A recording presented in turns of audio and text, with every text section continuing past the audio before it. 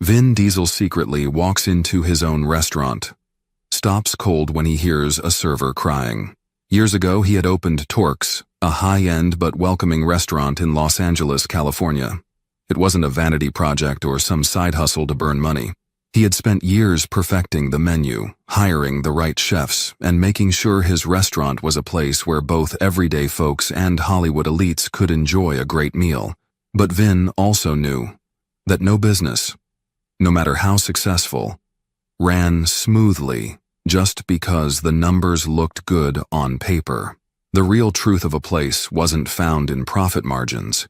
It was found in the back kitchens, in break room whispers, in the exhausted sighs of employees after a long shift.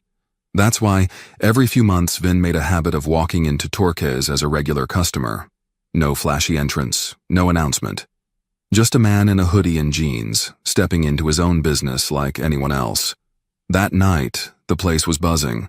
The Friday dinner rush was in full swing, with servers darting between tables, balancing trays of sizzling steaks and cocktails.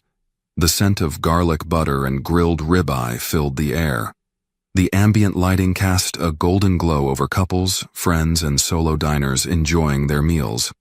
At first glance, everything seemed fine, but Vin had spent enough time in the industry to know that looks could be deceiving. He spotted the manager, a tall, rigid-looking man in a navy blue dress shirt, standing at the edge of the floor, watching everything too closely, like a hawk circling its prey. There was something about his stance that felt off, not just observant, controlling. Then, as Vin moved toward the bar, he heard it, a soft, muffled sound coming from the side hallway near the kitchen. At first, he barely noticed it, but as he walked past, the sound became clearer. Someone was crying, not loud, not dramatic. The kind of cry you let out when you're trying desperately not to break. Vin's footsteps slowed. He turned his head slightly toward the break room door. It was slightly ajar. Inside, he caught a glimpse of a young woman, head bowed, fingers gripping the edge of a metal counter like she was trying to keep herself from collapsing. Another employee, a young man in a Torque's uniform, stood beside her, speaking in hushed, urgent tones. Vin didn't know her, but the look on her face, that hit him like a gut punch. Something was very, very wrong. And he wasn't leaving until he found out what. He turned back toward the bar, taking a seat on one of the stools. His face was calm, but his mind was racing. The crying, it wasn't just stress. It was fear. Vin had worked in restaurants before. He knew what it was like to deal with rude customers, long shifts, aching feet. But this was different. His first instinct was to walk over and ask if she was okay. But right now, he wasn't Vin Diesel, the owner of Torque's. He was just another customer, a stranger. So instead, he listened. The young man beside her, probably a fellow server, kept his voice low. Vin could only make out fragments. "You can't let him. He doesn't own you." The woman, her voice barely audible, responded. "What choice do I have?" He made it clear, "If I don't do what he says, I'm gone." Vin's grip tightened around the glass of water the bartender had set in front of him. At first he thought it might be about a customer. Maybe someone had harassed her. But the way she said it wasn't about a customer. It was about someone inside the restaurant. Before he could think further, a bartender approached him. "Hey, what can I get you?" Vin turned, offering a polite smile. "Just a water for now." The bartender nodded and moved on. But Vin wasn't focused on drinks. He glanced toward the manager in the navy blue shirt, still standing near the floor, arms crossed, scanning the room with the kind of presence that made people nervous. Then he noticed something else. The young man from the break room, probably a fellow server, had stepped out, walking back onto the floor. His jaw was tight. His hands fidgeted as he adjusted the notepad in his apron. He looked rattled. Vin knew an opening when he saw one. He stood up, casually walking toward the server station near the back of the restaurant, where the young man was organizing plates.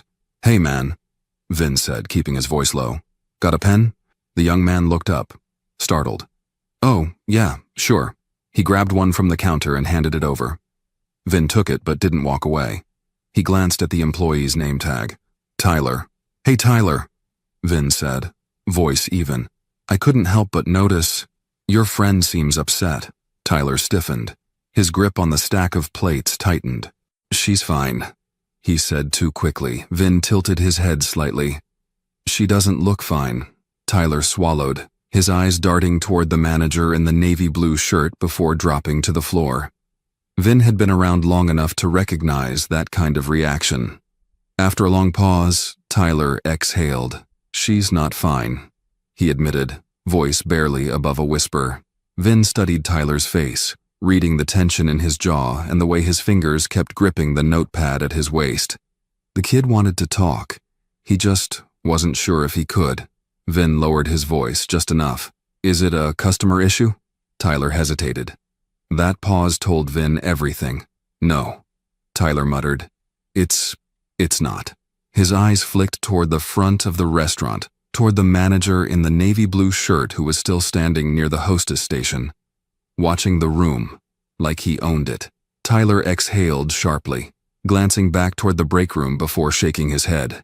It's her personal business. That was a lie. Not because Tyler wanted to mislead him, but because he was afraid. Vin had seen it before. Employees stuck in bad situations, unable to walk away because of financial pressure, personal struggles, or worse, fear.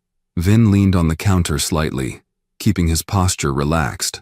How long has she been working here? Tyler responded automatically. A little over a year. Then he tensed. Why? Vin shrugged, keeping his tone light. Just wondering if she likes it here. Tyler let out a short, humorless chuckle. She doesn't, but she can't afford to leave. And there it was. The real problem. She wasn't just stressed, she was trapped. Vin's gut tightened.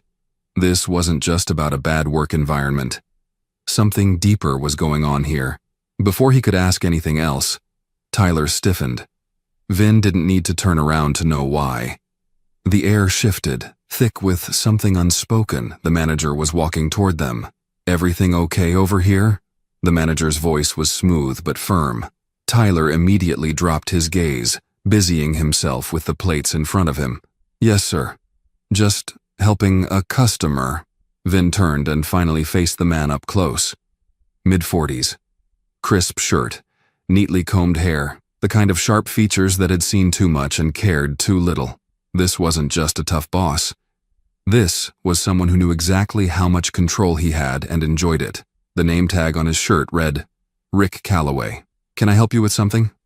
Calloway asked, polite but edged. Vin smiled casually. Just getting a pen. Tyler here was kind enough to help me out. Calloway didn't break eye contact. Good, he said, clapping Tyler on the shoulder a little too firmly. Let's stay focused on work. Tyler nodded quickly, eyes locked on the plates in front of him. Yes, sir. Vin clenched his jaw but didn't react, not yet.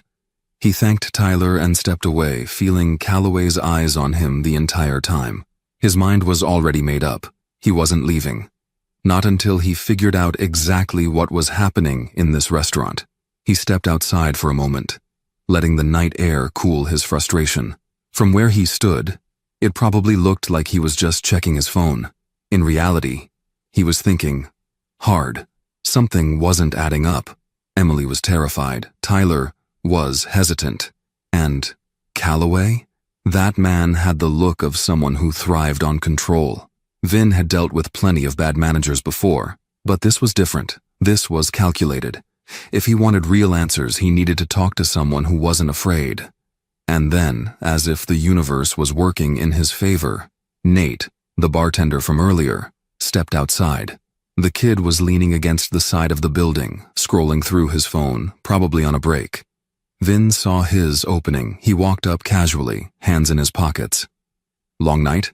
Nate looked up, startled, then relaxed when he recognized him. Yeah, Fridays are always nuts. Vin nodded, leaning against the wall beside him. Mind if I ask you something? Nate hesitated but shrugged. Sure. Vin kept his voice light. Your manager, Calloway. What's he like? Nate's expression darkened. It was quick, just a flicker. But Vin caught it. He's, strict, Nate said carefully. Likes things done a certain way. Vin tilted his head. That normal for managers? Nate exhaled. looking around as if checking for eavesdroppers. Then he lowered his voice. He's not just strict. Nate struggled for the right word. Then, in a voice barely above a whisper, he said something that made Vin's stomach turn. He makes Emily stay late. Alone. Vin's muscles tensed. She's the only one? Nate nodded. Yeah, and he's always talking to her like she owes him something. I've seen it, man. The way she tenses up when he calls her into his office. It's not normal. Vin's grip tightened around his arms. He had seen this before. A manager who played power games with employees, singling out the vulnerable ones, making them feel like they had no choice but to obey. He took a slow breath, forcing himself to stay calm. She ever say anything about it? Nate shook his head. Number. But she doesn't have to. We all see it. Vin exhaled slowly. Now he wasn't just dealing with a toxic boss. He was dealing with a predator. And that changed everything. Thanks for telling me. Nate. Vin patted him on the shoulder. You're a good guy. Nate gave a half smile, but still looked uneasy. Vin turned, glancing back at the building. Emily was still inside. Still under Calloway's control. And now, Vin knew exactly what he needed to do. He wasn't waiting. Not when he had seen this pattern before. He had climbed his way up through Hollywood, had dealt with his fair share of power-hungry executives who manipulated people beneath them. He knew how easy it was for a man in power to twist the system in his favor. The employees under Calloway's control weren't just uncomfortable. They were afraid. And Emily, she was at the center of it. Vin pushed open the glass doors and walked back inside. The restaurant had slowed down, the dinner rush winding to a close. Fewer customers, fewer witnesses, but Calloway was still there, standing near the server stations, scanning the room like he owned it. Vin's footsteps were steady as he crossed the floor. He didn't stop at the bar. He didn't hesitate. He went straight for Emily. She was mid-conversation with a customer, her voice mechanical, her hands steady, but her eyes looked hollow. She saw Vin approaching and tensed slightly, like she expected trouble. Excuse me, Vin said, just loud enough for the customer to hear. I need to speak with you for a moment. Emily blinked, confused. I'm with a customer, sir. The woman in front of her frowned. She's helping me right now. You can wait. But Vin kept his eyes on Emily. It's important. And she knew. She swallowed, apologized to the customer, and stepped away from the counter. Calloway noticed immediately. Vin saw him straighten, eyes narrowing. He didn't like losing control. Emily led Vin a few steps away, fidgeting with the edge of her apron. What can I help you with, sir? Vin took a slow breath. I know what's happening. His voice was low. You don't have to say anything. I just need you to know. You're not alone. Emily flinched.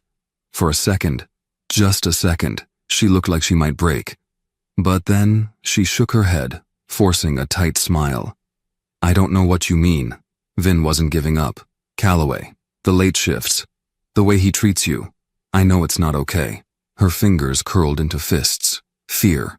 That's what this was. And fear meant she thought she had no way out. I can't, she whispered. You can, Vin said firmly.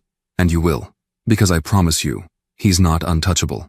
Before Emily could respond, a shadow loomed beside them. Rick Calloway had arrived, his expression cool but his eyes sharp with irritation. Is there a problem here? His voice was polite, but Vin could hear the warning in it. He didn't turn to face Calloway immediately. Instead, he kept his focus on Emily, watching how she shrank slightly at the sound of his voice, how her fingers clenched around the hem of her apron. That reaction told Vin everything. He turned, keeping his face neutral. Just having a conversation. Calloway's smile didn't reach his eyes. Well, Emily has a job to do. She doesn't have time for private discussions. Vin caught the way Emily flinched at the word private. That was all the confirmation he needed. His stance shifted just slightly, squaring his shoulders, his presence suddenly taking up more space. Actually, Vin said, his voice steady, I think we should have a conversation right now.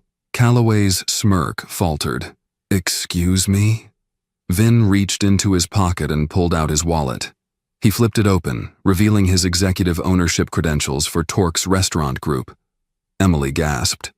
The servers nearby froze. Calloway's face drained of color. "My name is Vin Diesel," he said, his voice calm but firm. "And you and I need to talk." The restaurant fell into a stunned silence. Customers glanced over, sensing that something far bigger than a simple work dispute was happening. Employees exchanged wide-eyed looks. Calloway blinked rapidly, his mouth opening, then closing. For the first time, the man looked nervous. "Sir, I didn't realize—" "No, you didn't," Vin interrupted. "And that's the problem, isn't it?" He turned slightly, his voice shifting from ice-cold authority to something gentler as he addressed Emily. "You're safe now." She stared at him, as if still processing what was happening. Her lips parted slightly, a shaky breath escaping. Then, for the first time that night, she stood a little taller. Calloway's discomfort was almost palpable. "Sir, I assure you there's been a misunderstanding," he stammered, trying to regain control. "If you just give me a moment to— Your office. Now." Vin cut in, his tone leaving no room for argument. Calloway swallowed hard, his confidence cracking. He turned stiffly and led the way toward his office at the back of the restaurant. Vin followed, but before stepping inside, he turned back to Emily. "Stay here," he told her gently. "This won't take long." Emily barely nodded, her hands still trembling at her sides. As the office door closed behind them, Calloway tried again to regain his composure. He let out a forced chuckle, shaking his head. "I have to say, sir, I didn't expect to see you here tonight. A bit unusual for the owner to visit unannounced." Vin leaned forward, planting both hands on the desk. "You know what else is unusual?" he asked, his voice dangerously low. "A restaurant manager abusing his power to intimidate his employees." Calloway flinched. "I don't know what you mean," he tried. Vin's stare didn't waver. "I know what you've been doing. I know about the late-night shifts. I know how you treat Emily. And I know you think you can get away with it." Calloway's face paled. "Sir, I assure you, I have always conducted myself professionally. If there have been any misunderstandings, save it." Vin snapped. He wasn't here for excuses. He reached into his pocket and pulled out his phone. With a single tap, he played back a recording. Emily's voice, raw and shaken, came through the speaker. "If I don't do what he says, I'm gone." Then, Tyler's hushed response. "You can't let him. He doesn't own you." The color drained from Calloway's face. "You should have known better," Vin said, his voice even colder now.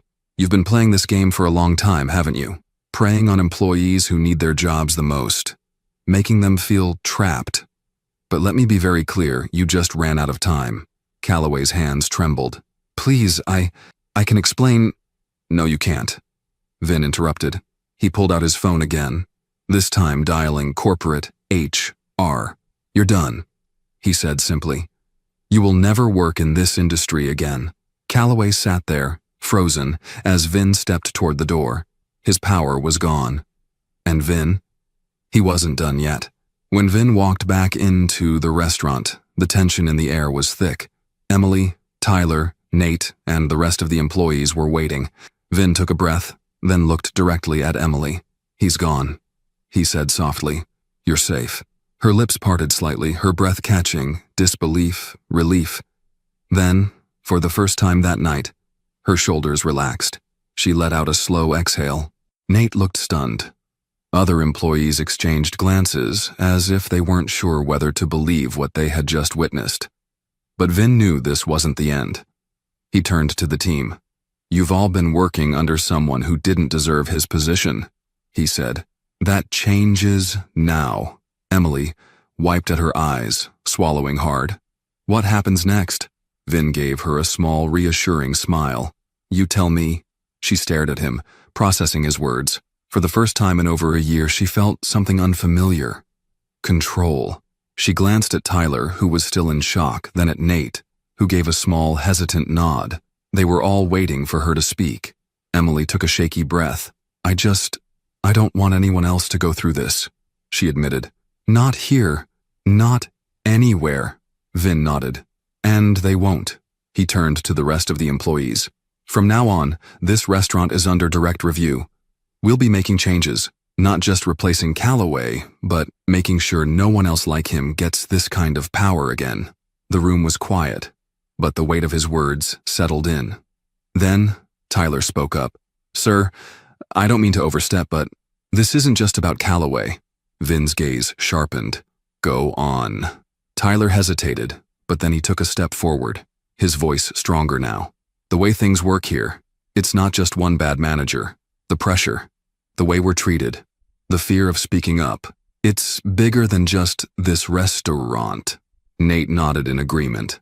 A lot of us feel like we have no choice but to put up with it. The second we complain, we're out of a job.